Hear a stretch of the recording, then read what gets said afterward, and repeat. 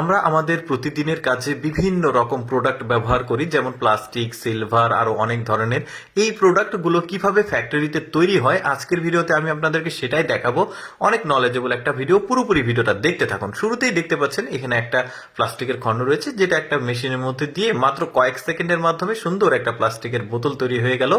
এরপরে দেখুন কিভাবে ওই স্ট্যাপলার পিন যেগুলো আমরা ব্যবহার করি, এই স্ট্যাপলার পিনের যে পিনটা সেটা এই মেশিনের মাধ্যমে তৈরি হচ্ছে। প্রথমে একটা পাত যাচ্ছে এই মেশিনের মধ্যে, তারপরে একটা প্রসেসিং হয়ে ওইটা স্ট্যাপলার পিন হয়ে যাচ্ছে। এই যে দেখতে পাচ্ছেন পাশেই পাতটা যাচ্ছে মেশিনে, আর এগুলো স্ট্যাপলার পিন হয়ে গেছে, যে ভেঙে দেখাচ্ছে, চমৎকার।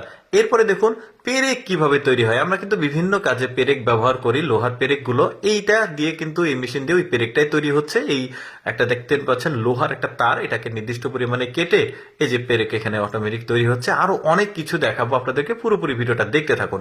এই যে দেখতে পাচ্ছেন আমরা যে ওয়ান টাইম গ্লাসগুলো ব্যবহার করি খাওয়ার জন্য, পানি খাওয়ার জন্য, সেগুলো দেখুন কত সুন্দরভাবে অটোমেটিক পদ্ধতিতে একসাথে অনেক প্রোডাকশন হচ্ছে এখানে।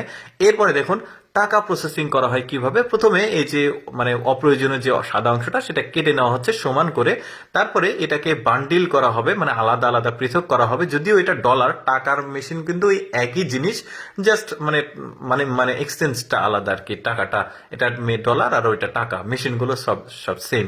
এরপরে দেখুন পলিথিন কিভাবে তৈরি হয়। যে পলিথিনটা আসলে আমরা ওই জিনিসপত্র কেনার জন্য দেয়, ওইটা না, এটা হচ্ছে কোনো কিছু ঢেকে রাখার যে লম্বা পলিথিন, ওইটা।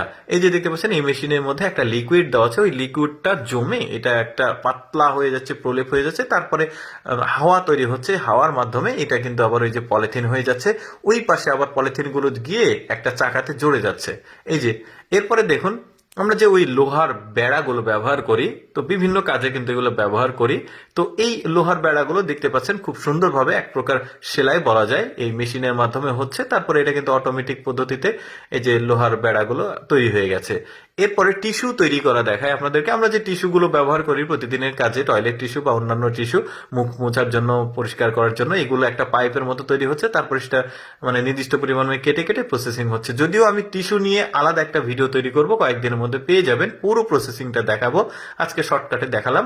এরপরে দেখতে পাচ্ছেন ওই যে বাচ্চারা বিভিন্ন উৎসবে যে ছোটখাটো বাজি পটকা গুলো ফোটায়, এগুলো কিভাবে তৈরি হয় একটা ফ্যাক্টরিতে দেখতে পাচ্ছেন। খুব চমৎকার ভাবে একদম লাইন বাই লাইন যাচ্ছে, তারপর এটা খন্ড খন্ড করে কয়েকটা দিয়ে একটা পিস তৈরি হবে, বেশ চমৎকার।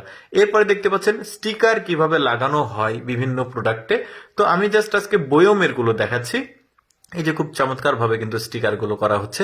এরপরে সাইজ অনুযায়ী বিভিন্ন প্রোডাক্ট দেখতে পাচ্ছেন এই ফ্যাক্টরিতে একটা রোবোটিক সিস্টেমে কিন্তু বিভিন্ন বাস্কেটে চলে যাচ্ছে, সাইজ অনুযায়ী, বেশ চমৎকার।